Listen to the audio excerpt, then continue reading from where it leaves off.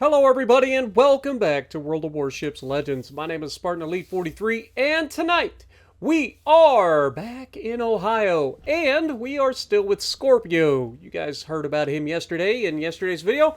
Today is another video with him and this one is in the Ohio. Now, this was the last match that we played together before we got off for the night. And this one is an absolute banger of a match. But more than that, it's got some great teaching moments that I think we can all learn from. So, without further ado, let's get this party started, shall we? Also, just want to give you guys a quick shout out. Thank you guys so much for your continued support. I appreciate every one of you guys. Those of you who are able to jump in and check out some of my other content that I've been posting as well, appreciate you guys. But for everybody who comes back daily to check in and see the videos that we produce, as well as any live streams that we do, I just want to say thank you. I appreciate you guys. It's been a rough start to the year for the channel, but we are pushing through. We are trying to diversify regardless of what YouTube wants me to do. All right? YouTube may not like it, but by God, we're going to push through.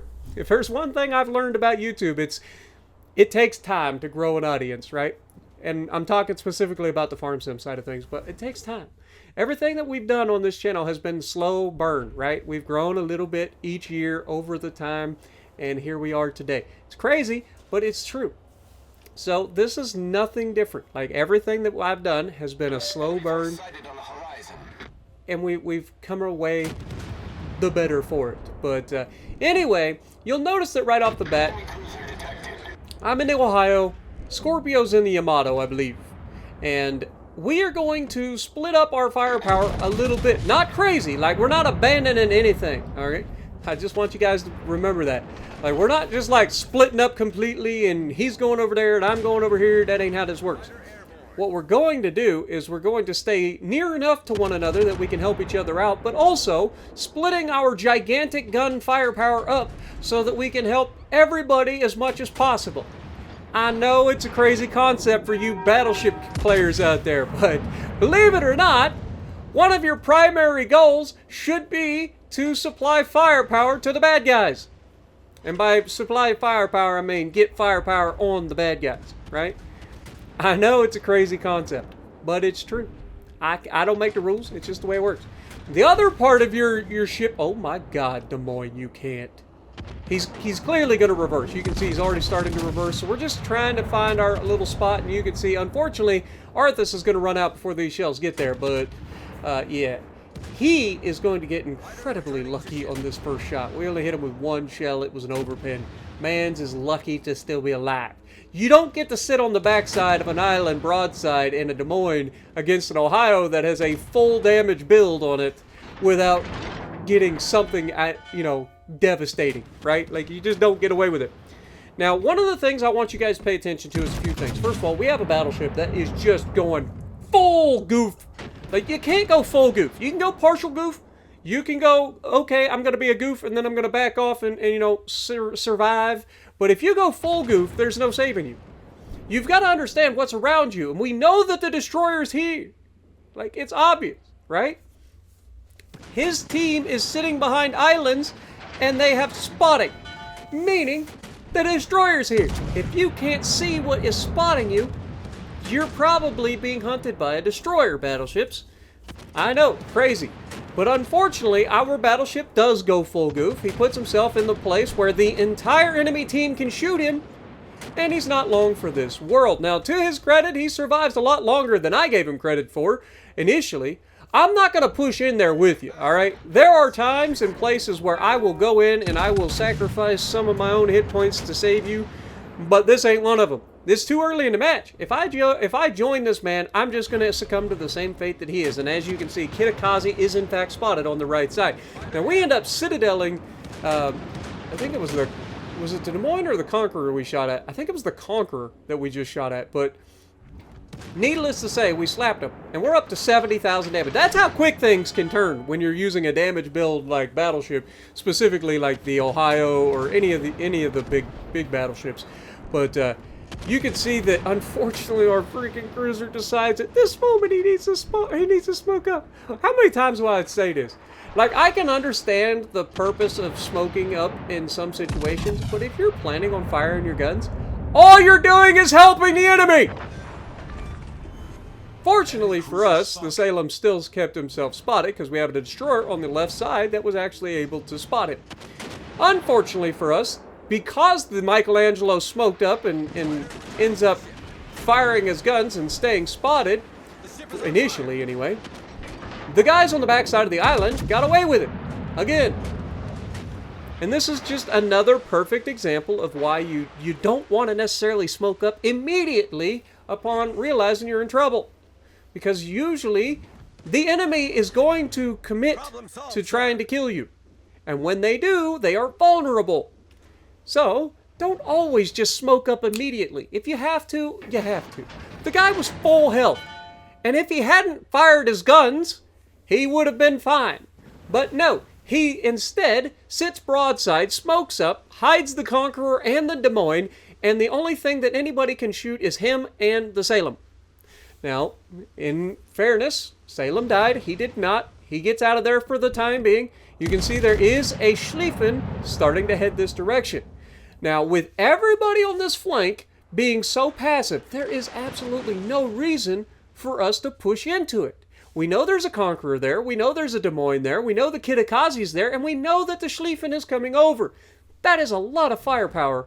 Specifically, HE firepower that you're going to be running into, and the potential for torps from the Kitakazi. So why push into that? You don't need to. Assess the situation, back off, disengage if you have to. Lord have mercy, you're allowed to disengage in this game. I'm not saying run to the border, but by disengaging, we have now put ourselves in a position where we're completely safe from the right flank because they're being incredibly passive, and we can help the left flank with their problems that they currently have. And we do immediately reach out and smack the Schlieffen. Schlieffen is behind the island. He's kind of bow tanking us at the moment, so I'm not likely to kill the man. But if we can get a couple shells into the superstructure, then we're going to be able to basically make him a one-shot kill for anything, right? And it's at this moment that the other Schlieffen starts to put his nose where it don't belong by shooting me. But you can also see that the enemy Awami is here. Now, I want you guys to pay attention to this man's health. He is so oblivious as to what is going on this map that he just sails out full broadside in front of our entire team. He was full health a minute ago. Now, to his credit, he did turn out, which saves his life probably, between me and Scorpio. Scorpio does slap him pretty good. But between me and Scorpio, that Awami was not long for this world had he just stayed in a straight line. But he starts making the turn back towards us. He's still spotted because we still have a destroyer over there. And so he takes another massive hit. And I've got shells that are very horizontal dispersion. And we get a nice little chunk on him. Not a huge hit, but enough. The guy has less than 15k health left and should be an easy kill from everybody from this point forward. And, even better, that leaves our destroyer the capability of going into that cap once he's gone. Now, at this point, the Schlieffen has committed the ultimate sin, the cardinal sin, whatever you want to call it. As Scorpio takes out the Awami, I now get to be the person to come out here and tank damage for my team and lock this side down. Schlieffen is a problem. We know we're going to be set on fire. We know that we have a lot of heals. Well, we have 2 heals left. We're using 1 currently. But we know we have heals. We know that we have the ability to use our damage controls. We just got to be smart about it, right? Triple fire, gotta put that out. We can't sit there and take triple fires, right? So we have to put that out. We're also in a kiting position. We want to angle away from the guy shooting AP at us, aka the Schlieffen, and we also want to put some distance between us and those 2 guys sitting behind the islands that have been there the entire game. We also knew that the Schlieffen was definitely torping, and you can see that the Kitakazi is now into the center of the map, which is great news for me, because now I don't have to worry about the Kitakazi coming around my right flank. Right? If he's going into the center, then he's going to be less of an issue for me. Now, initially, you've got to understand that you are going to take some damage, right? You know you're going to get set on fire here. You know that you're going to take some hits. You just got to mitigate as much damage as possible for as long as possible to hold your flank and create those crossfires. If you look at my team is all in one position, right? Including Scorpio. But Scorpio is the guy that's in my division, and he's telling me what he's doing, so I have to hold. I have to try to survive as long as possible and maintain this position so that we have the crossfire set up. As the Schlieffen keeps hooking his nose back out here, he definitely keeps trying to be a problem for me. And at this point, I'm like begging my team. I'm like, all right, guys, anytime now you guys want to move in there and start moving in on this Schlieffen, I would appreciate it. We're up to 148,000 damage. We've started to take some serious damage from all of these fires. And you can see Conqueror getting a triple fire on us, or at least adding to the triple fire, triggering our fight fire with fire, which was perfect. And then we get a shot out at the Des Moines. Des Moines is initially thinking about coming out, but we already know what he's doing. He's done this many a times, and we're ready to slap him for his problems. And we do. We get 3 full pins straight through the bow. Schlieffen is kind of just sticking around. He's not getting himself yeeted. He knows he's being flanked. You can see Scorpio moving in from behind. And the rest of my team is right here. We have a cruiser in a dangerous position, bow tanking the Schlieffen, and then I'm here to try to deal as much damage to the Schlieffen as possible, and I'm not getting the best luck. But again, it's all about maintaining your positioning, right? Like, we're not at the border. We're not being useless. We've been keeping these guns cycling the entire game. Every time we load, we're shooting at something, right?